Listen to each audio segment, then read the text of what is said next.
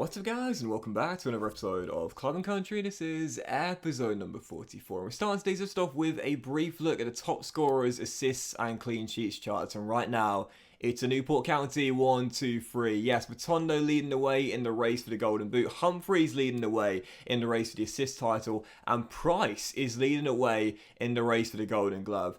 So that's why, whilst I might have been awarded Manager of the Month for the first time in the series after our 5-game winning run in November and 100% winning record, and going top of the table in the midst of doing that as well, it's mainly down to those three players. Yeah, it's a team effort, don't get me wrong, but I think it's pretty clear right now who our best three players of the season have been. Price has really picked it up, to be fair. He's made some really big saves this season, helped us win some points, and I think he's been much better than last season, but also as well, the defense really helps in general.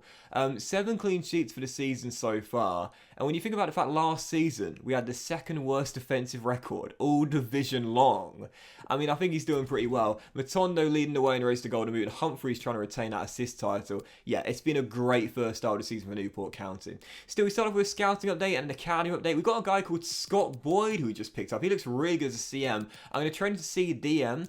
Naturally, he looks a bit better when going forward than at the back. However, we need a long-term successor for Ben Davis. Look, Gavin Humphreys right now is the captain, he's the kid, he's the star. He's going to be our free-roll guy in the attacking midfield position throughout the entire series. Matondo is banging him in left, right and centre up top. And as for the wings, we wouldn't mind someone on the wing for the future, but there are some good players from Wales already, such as Dan James and Harry Wilson, I suppose, can play on the wing as well, and a couple others too. Oh, David Brooks, of course. How can I not forget David Brooks, who, of course, we're still wishing a speedy recovery to. There are several players who we could have on the wing with Newport County. But it's the DM that I'm most concerned about right now. We don't really have a long-term success for Ben Davis. So at the moment in our academy, that's who I'm kind of hoping our scout will pick up. Someone who can be a deep-line playmaker in this team and do the Ben Davis role long-term. So at some point, he is going to retire.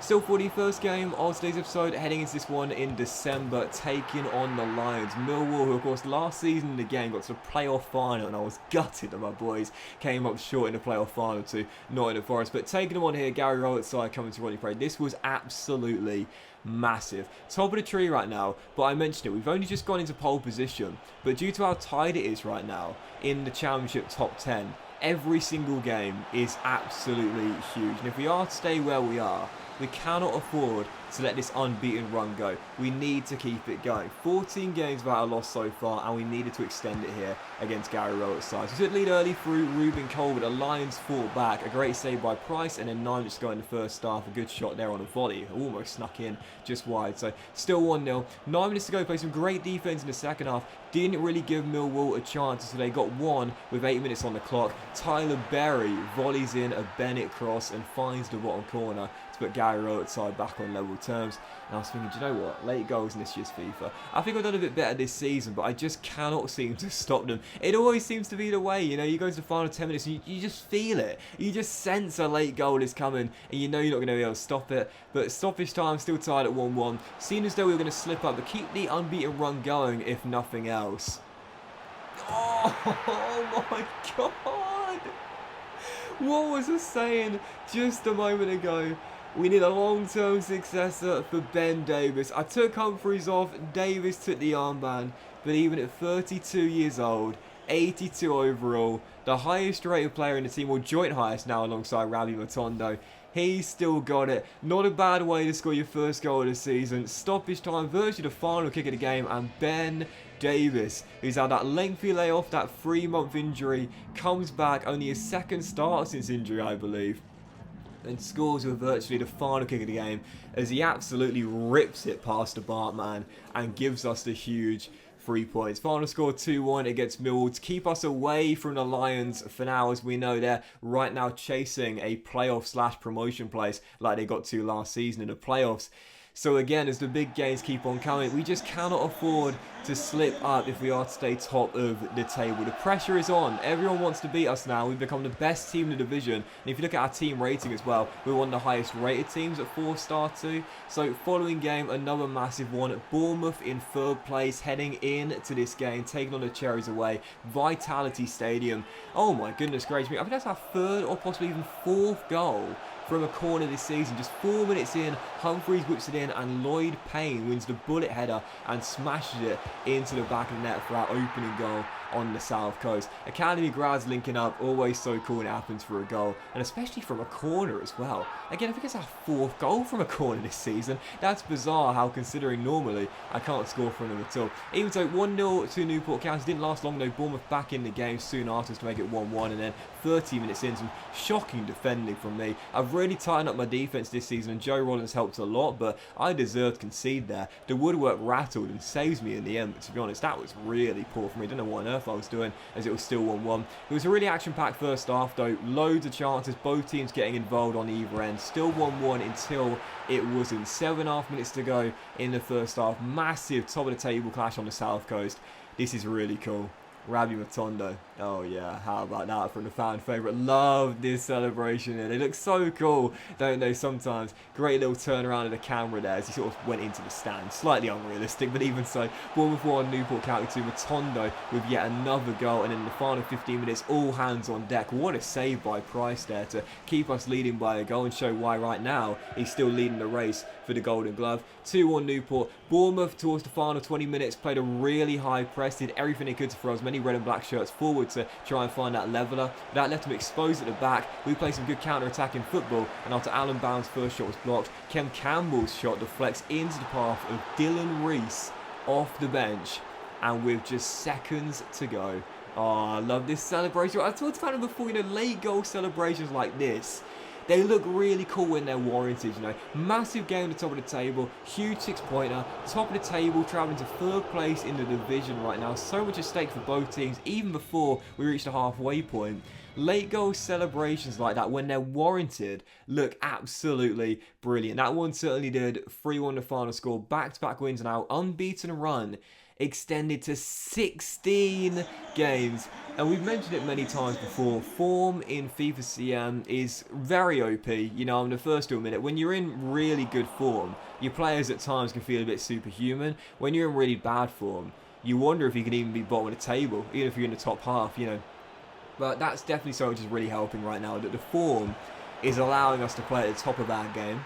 Because that's how it works in FIFA. When your team's in really good form, when your team's got really high morale, it just seems as though all your players have got temporary attribute boosts, as you'll see pre-game, with the plus and then a number next to their name. And you just feel in complete control. Part of it's mental, but also part of it is technical and introduced by EA a few years ago as well. But even so, for our third and final game, this would be the 23rd of the season. So come the end of this one, we'll be at the halfway point, taking on Peterborough United, struggling down the bottom of the table here, as the lads from London Road would host us here. Rabbi Matondo opens the scoring. Was it Rabbi Matondo or Paolo Di Canio? Yeah, glorious little scissor kick goal there from Rabbi as he opens the scoring. But 10 minutes in, the Posh back on level terms. Fantastic strike past Price there, smashed in by Marriott, I think it was, as Peterborough find themselves their leveller. So yeah, 1-1 London Road, and I was thinking, right, we just had some massive wins against two teams that are in the playoffs right now. Surely we're not going to slip up in this game here against the side towards the bottom of the table. No, we're not, because this guy right now is just unbelievable. 20th of the season already for our number 11. And there's no doubt about it. Last year he was runner-up in the race for the Golden Boot behind Harry Wilson, another Welsh player who's since moved on. But Matondo, man, is just unreal. And of course, I've mentioned it so many times, as Humphreys should have made it 3-1 there and extended our lead with a final kick at the half. Had I converted him to CF or ST last season, we would have seen much quicker growth. But as I mentioned before, it's better late than never. Now he's an official CF. He's thriving. Well, he was thriving anyway, but he's thriving even more so in this 4-3-3. Now, scoring our first two, he then sets up our third. 10 minutes after the restart, Aaron Lewis, ball rolls around his man, smashes it into the far corner for his first of the year. And I really like it as well as he does the Cristiano Ronaldo celebration here. Lewis is one of the original Newport County players. We had him when we first took over back in Season 1. There's not many left here. In fact, I think there's two. There's Lewis and there's Collins, and I think that's it. Everyone else is a player who either signed or got out of the academy. So I do wonder who's going to be the last Newport County original standing. If I was placing bets, I think it would be Aaron Lewis, our versatile wingback who's done alright in this team ever since the very beginning of the save. So yeah, 3-1 will become 4-1. Rabbi then bagged his hat-trick, and then with 14 minutes to go, he comes off the bench and he gets a goal. Released from his chains, Alan Bound makes it 5-1. And I don't know what the future is for this young man, I really don't. I've had him on a loan list. I tried to loan him out in the summer. He didn't want to leave, but he's not going to get a game here. Like, let's be honest here, as Matondo walks straight down the tunnel after claiming the match ball. We might have got the hat-trick, we might have got the win, but the job's not done. 5-1 victory at London Road. We're only halfway through the season, but I don't know what's going to happen with Bound, man. He's lost his potential tag. I will try and loan him out and try and get some first team football, but I don't know what the future is for Alan Bound. Anyway, for Newport County, there we go. Halfway through the season, top of the tree, 17 games without a loss, and we've now gone 5 points clear of Dean Smith's Norwich, and most importantly, 7 points clear of Claudio Ranieri's Watford as well. But the most impressive thing about this, and I've mentioned it, is not just that we're top of the table, not just that we're on a 17-game unbeaten run, the longest of the series so far, but you might have noticed it.